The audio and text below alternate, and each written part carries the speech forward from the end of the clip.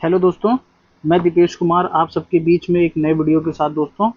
तो दोस्तों आज का जो हम लोगों का वीडियो का टॉपिक है वो है आरपीएफ एसआई कांस्टेबल रीजनिंग के सिलेबस और स्ट्रैटेजी को लेके दोस्तों।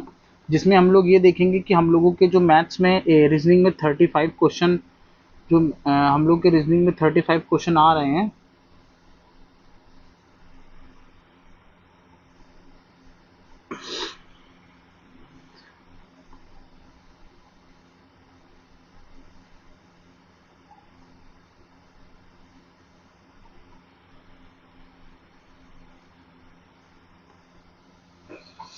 हाँ, रीजनिंग में दोस्तों जो 35 क्वेश्चन हम लोगों के आ रहे हैं,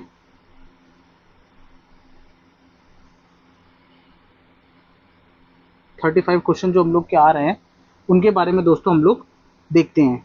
तो इसमें दोस्तों हम लोग उन्हीं टॉपिक को कंसीडर कर रहे हैं जो एसएससी जो रेलवे जो है पिछले ईयर के कुछ पेपरों में लगभग क्वेश्चन जहाँ से पूछ रहा है, हम उन्हीं चैप्टर को जो है दोस्तों कंसीडर कर रहे हैं।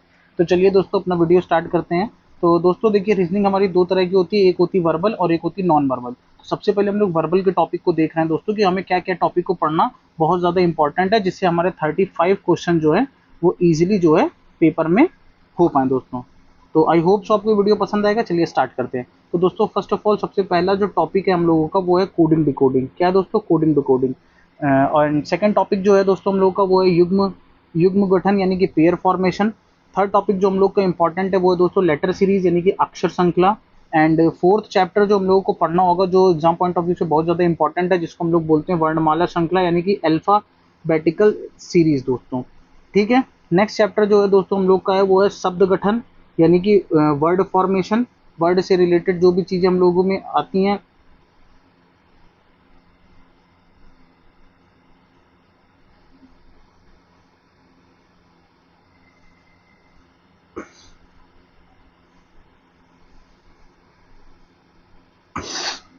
वर्ड फॉर्मेशन दोस्तों। नेक्स्ट टॉपिक दोस्तों जो हम लोग का है वो है शब्द गठन शब्दकोश यानी कि डिक्शनरी। इसमें जो है लेटर हम लोगों के जो वर्ड दिए रहते होंगे हम लोग डिक्शनरी के अकॉर्डिंग इसको सेट करना होता होगा दोस्तों। एंड नेक्स्ट चैप्टर जो है नेक्स्ट टॉपिक जो हम लोग का है वो अक्षरों का तार्किक क्रम यानी कि जम्बलिंग। ठीक है दोस्तों। नेक्स्ट टॉपिक जो हम लोगों का है वो है संख्या श्रृंखला यानी कि नंबर सीरीज को पढ़ना इंपॉर्टेंट है। एंड नेक्स्ट टॉपिक जो है हम लोगों का 9th नंबर टॉपिक जो है लुप्त संख्या यानी कि मिसिंग नंबर्स को फिल करने वाला। उसके बाद जो नेक्स्ट टॉपिक है हम लोगों का दोस्तों वो है सादृश्य परीक्षण यानी कि analogy and similarities. And then next topic जो है दोस्तों हम लोगों का वो है वर्गीकरण यानी क्लासिफिकेशन और ऑड एंड आउट, इसको ऑड एंड आउट भी बोलते हैं। ठीक है दोस्तों, आई होप सो आपको ये समझ में आ रहा होगा। नेक्स्ट देखते हैं हम लोग। नेक्स्ट जो हम लोगों का टॉपिक है दोस्तों वो है गणितीय समीकरण, कोडेड इक्वेशन जो होती है हमारी वो। एंड नेक्स्ट टॉपिक जो है वो हमारा है पासा यानी कि डाइस।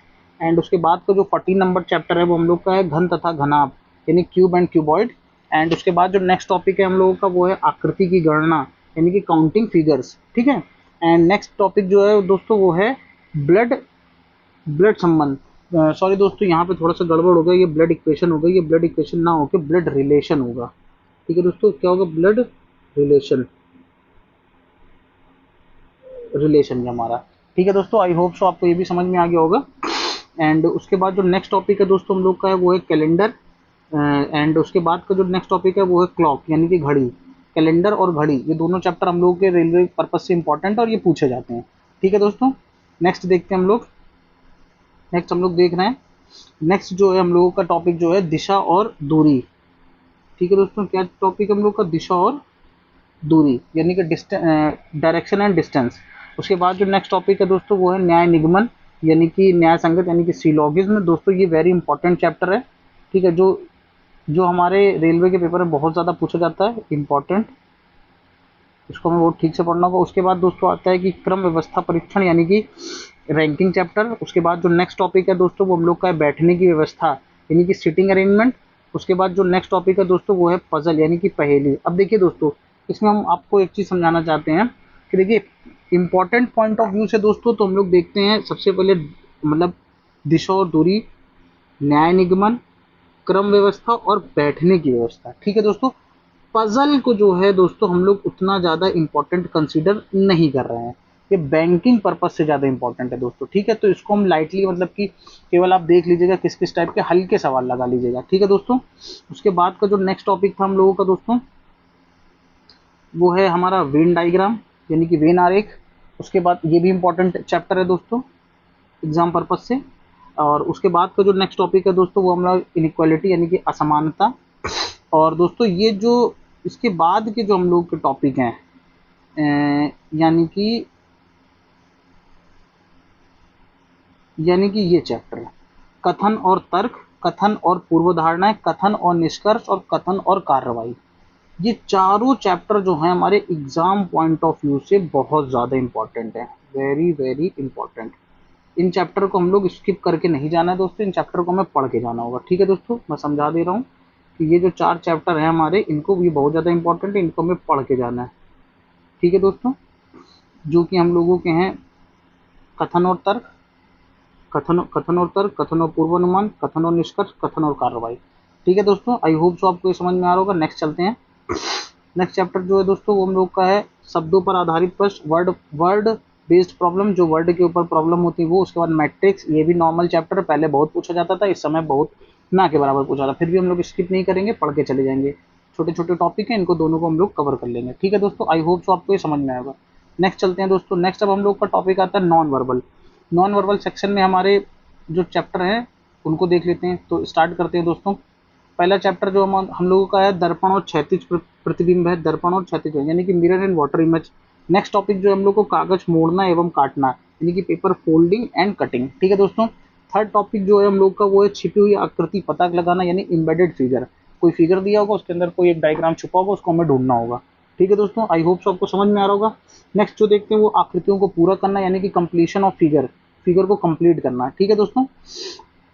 नेक्स्ट देखते हैं दोस्तों हम लोग का नेक्स्ट जो टॉपिक है, वो है एक जैसी आकृति का समूह, यानी कि ग्रुपिंग ऑफ फिगर्स, मतलब सिमिलर डायग्राम होंगे, उनको हमें ग्रुपिंग में करना होगा कि इसके बाद क्या चीज आएगा, ठीक है दोस्तों। उसका नेक्स्ट जो टॉपिक है, वो है आकृति की श्रृंखला, यानी कि सीरीज, ठीक दोस्तों। आकृति की श्रृंखला यानी कि सीरीज। उसके बाद आता है दोस्तों आकृतियों की सदृशता, यानी कि एनालॉजी, ठीक है दोस्तों। उसके बाद का जो टॉपिक है, वो है आकृति का वर्गीकरण, यानी कि क्लासिफिकेशन, ठीक है दोस्तों। अब ये दोनों टॉपिक देखते हैं दोस्तों। बिंदु स्थापना यानी कि कोई डायग्राम होगा, उनके बीच में हमें एक पॉइंट डॉट डॉट सिचुएशन बतानी होगी कि कहाँ पे होगी। एग्जाम पॉइंट ऑफ व्यू से इतना इंपॉर्टेंट नहीं ना, लेकिन छोटा सा चैप्टर है तो हम लोग उसको करके ही जाएंगे। ऐसा ना हो कि कोई क्वेश्चन है और हमें हमें लगे नई चीजें तो हम करना, ठीक है दोस्तों। नेक्स्ट टॉपिक जो है आकृतियों को जोड़ना, यानी कि फिगर फॉर्मेशन, ठीक है। फिगर फॉर्मेशन कैसे कैसे होता है, हमें वो सब चीज़ें देखनी है। तो दोस्तों ये थे सारे इंपॉर्टेंट टॉपिक जो हमारे रेलवे एग्जाम पर्पज से इंपॉर्टेंट थे। आई होप सो आपको ये वीडियो बहुत पसंद आया होगा। ये सारे टॉपिक मैंने आपसे डिस्कस कर दिए कि हमें एग्जाम पॉइंट ऑफ व्यू से क्या क्या चीज़ें पढ़ के जानी है। आई होप सो आपको वीडियो बहुत पसंद आया होगा, ठीक है दोस्तों। ऐसी इंटरेस्टिंग वीडियो के लिए हमारे चैनल को सब्सक्राइब करें, मैं दीपेश मैथमेटिक्स को। आई होप सो ये आपको पसंद आया होगा। तो आज की वीडियो में दोस्तों इतना ही। Thank you.